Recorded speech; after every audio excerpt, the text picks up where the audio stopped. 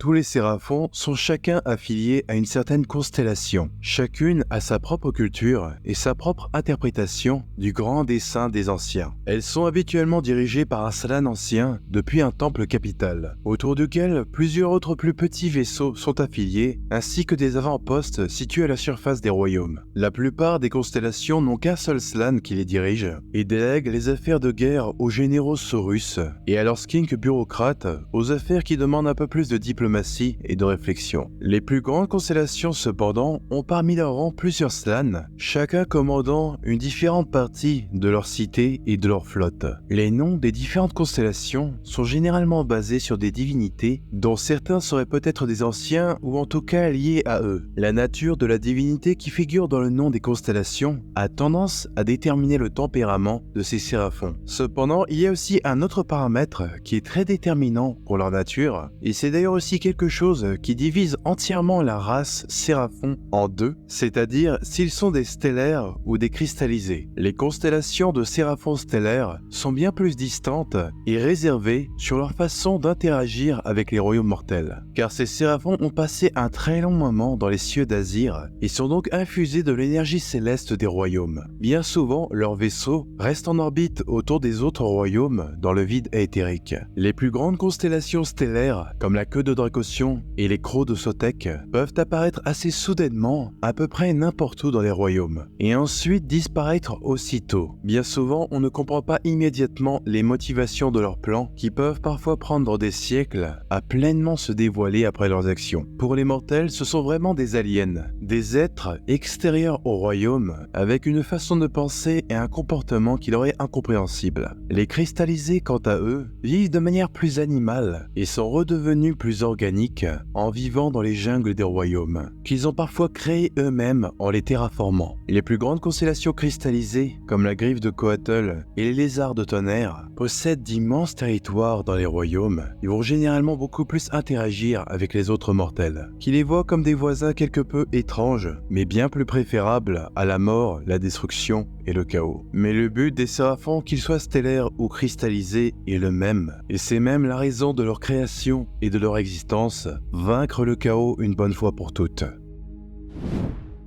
La constellation stellaire de la queue de Dracossion est sous le commandement de l'astrocrate Slan Quotek. Les séraphons de la constellation sont connus pour leur marquage jaune distinctif, formant une rayure allant de leur crête à leur dos. Ils portent aussi cette marque dorée sur leur bouclier rouge. Sur le champ de bataille, ils sont connus pour être très rapides et imprévisibles. Ils utilisent souvent de la cavalerie, comme des chevaliers saurus ou des monteurs d'agradon et de terradon. Ils exploitent aussi leur capacité à pouvoir invoquer des renforts instantanément dans des colonnes de lumière. Certains astromanciens mortels théorisent que les vaisseaux temples de cette constellation suivent le sillage du dieu animal céleste Dracossion. Ce qui peut avoir une part de vérité, car c'est justement lui qui a guidé les séraphons perdus dans le cosmos après la destruction du monde qui fut vers les nouveaux royaumes mortels. Certains pensent d'ailleurs qu'il pourrait être un ancien, bien qu'il y ait peu de chance, mais beaucoup de séraphons pensent qu'il a un lien avec eux, et potentiellement plus particulièrement le dieu serpent Sotek, un dieu de la vengeance auquel les séraphons sacrifient des Skaven. Ceux qui ont combattu aux côtés de cette constellation rapportent que les cieux brillent de milliers de points lumineux, et ce même en plein jour. Parfois, une forme sinueuse et quelque peu serpentine peut être aperçue, provoquant des ondulations cosmiques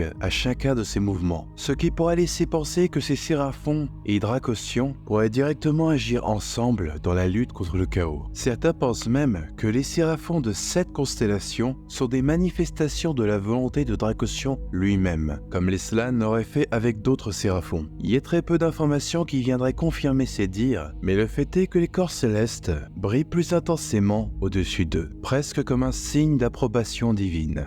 Cette constellation est d'ailleurs connue comme l'une des plus actives. Leurs Slans sont capables de plier l'espace et le temps pour submerger leurs ennemis avec de puissantes incantations. Leurs actions et leurs plans ont toujours des répercussions sur plusieurs siècles et sont toujours orientés vers la défaite des forces de la ruine, même si parfois, pour une raison ou une autre, cela nécessite d'aller contre leurs alliés.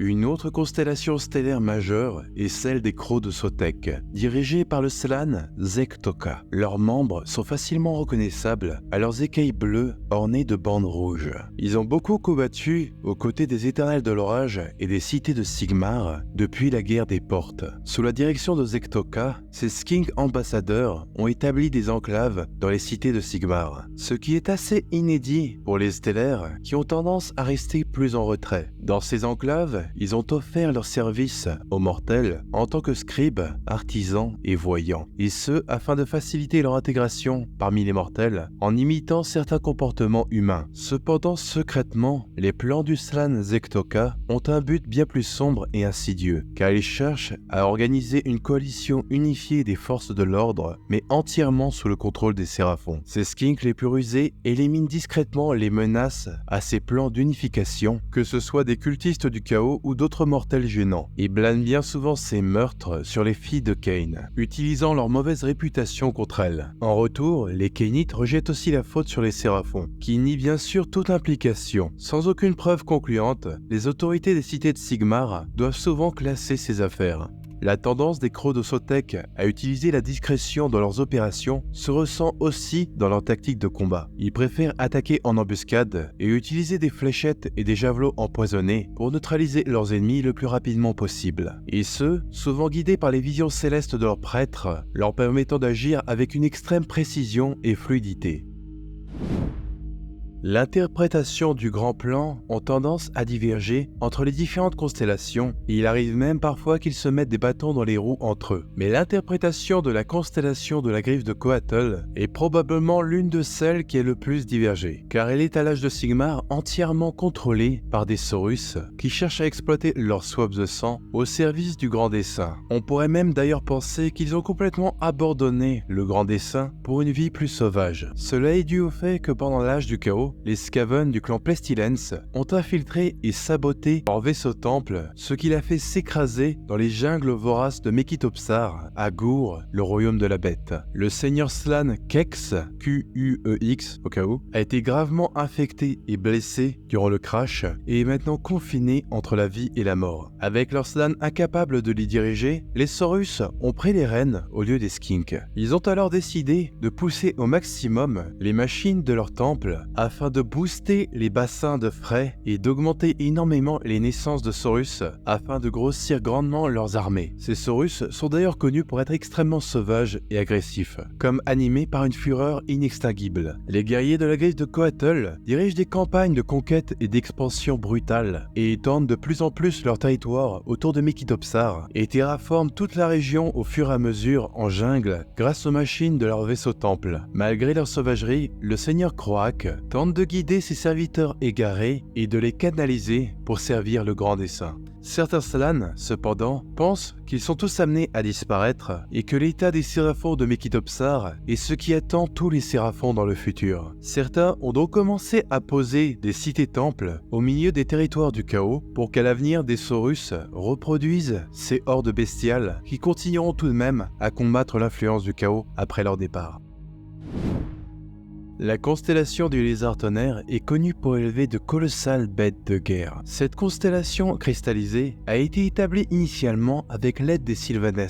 Ensemble, ils ont sécurisé des emplacements stratégiques autour de lignes géomantiques. On dit que dans leur majestueuse cité-temple se cachent des trésors technologiques qui auraient été créés par les anciens eux-mêmes. Elles sont bien souvent positionnées au bord des royaumes, là où elles sont le plus difficilement atteignables, afin de protéger tous ces dispositifs précieux et mystérieux. Les prêtres de leur constellation seraient des experts dans le raffinage de la chamonite, un type particulier de pierre de royaume issue de Chamon, le royaume du métal. À l'aide de leurs machines antiques, ils transforment cette pierre de royaume en une forme plus stable et l'utilisent d'ailleurs dans leur processus d'incubation. Les créatures qui naissent ensuite sont dotées de capacités redoutables, leurs écailles étant striées de mercure ou ornées de cornes métalliques. Ces monstres servent de puissants gardiens ou d'armes de guerre puissantes lors des batailles. Et sur le dos de ces créatures sont aussi souvent attachées des machines de guerre, comme les canons solaires ou les machines des dieux, qui déciment les rangs de leurs ennemis. Malgré leur alliance temporaire avec les Sylvanes,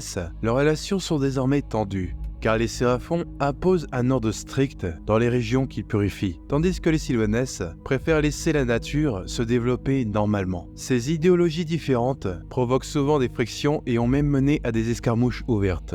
Ce qui, à mon sens, montre bien pourquoi les Séraphons ont du mal à se faire des alliés sur le long terme, car ils ne font aucune concession dans le combat contre le chaos. Une dernière constellation intéressante est la plume de Chotek. C'est une constellation de 6 étoiles rouges qui est apparue récemment en s'illuminant dans le ciel juste après le nécroséisme. Ces séraphons, sous la direction du prêtre skink Zebulka, ont établi un temple de jade près de la cité d'Anvilgard. Ce temple semble avoir émergé de nulle part et a provoqué des changements écologiques qui ont transformé la jungle environnante. Cette constellation a aidé à défendre Anvilgard après le nécroséisme, mais en restant distant envers ses habitants. La raison à ceci s'est clarifiée par la suite après l'invasion de Morathi Kane lorsqu'elle a pris la ville et l'a renommée Harkouron. Le plan de la plume de Chotek a à vrai dire toujours été de se joindre à elle, car ces séraphons pensent qu'elle a un rôle majeur à jouer dans le grand dessein. Ce rapprochement avec les Kénites les oppose souvent avec la constellation des Crocs de Sotek, vu qu'ils se servent bien souvent des filles de Cain comme bouc émissaire pour leurs actions ambiguës dans les cités de Sigmar. La plume de Chotek a d'ailleurs progressivement évincé l'influence des Crocs de Sotek afin qu'ils abandonnent Anvilgard un peu avant l'invasion de Morathi. Ils sont depuis restés dans la jungle autour de Harkouron, et avec le temps, la couleur des écailles de leurs bêtes a commencé à changer dans des teintes qui rappellent les couchers de soleil d'Akshi. Voilà donc pour les constellations principales. De toutes, je pense que la griffe de Coatl est probablement ma préférée. Je trouve intéressant de voir les Séraphons revenir à un stade sauvage, et ça, associé à leur façon d'étendre leur territoire, me fait presque penser aux Uruk. Je trouve aussi assez amusant qu'ils ont complètement viré dès que leur slan a arrêté de les surveiller. Je me demande si à l'avenir, ils vont finir par créer leur propre culture et devenir plus indépendants d'esprit. Car j'ai toujours trouvé que les Saurus, et d'ailleurs les hommes lézards en général, étaient plus ou moins des armes biologiques, sans un réel libre arbitre ou aspiration propre. C'est vrai qu'en un sens, ils ont été tout simplement créés pour combattre le chaos, mais je me demande s'ils ont aussi le potentiel pour être autre chose. Voilà, comme d'habitude, n'hésitez pas à partager quelle constellation vous avez préférée et pourquoi dans les commentaires. Merci d'avoir regardé la vidéo jusqu'au bout, et si le lore AOS vous plaît vraiment et que vous aimeriez en voir plus en français, considérez à soutenir la chaîne par le Tipeee, ou si mes vidéos vous en donnent envie de vous prendre quelque chose en rapport avec AOS ou le Wargame, n'hésitez pas à utiliser le lien partenaire MyHobbyPlace dans la description pour pouvoir avoir des réductions jusqu'à moins 20% et d'une pierre deux coups soutenir la chaîne. Merci d'avance pour votre soutien peu importe sa forme, et à la prochaine.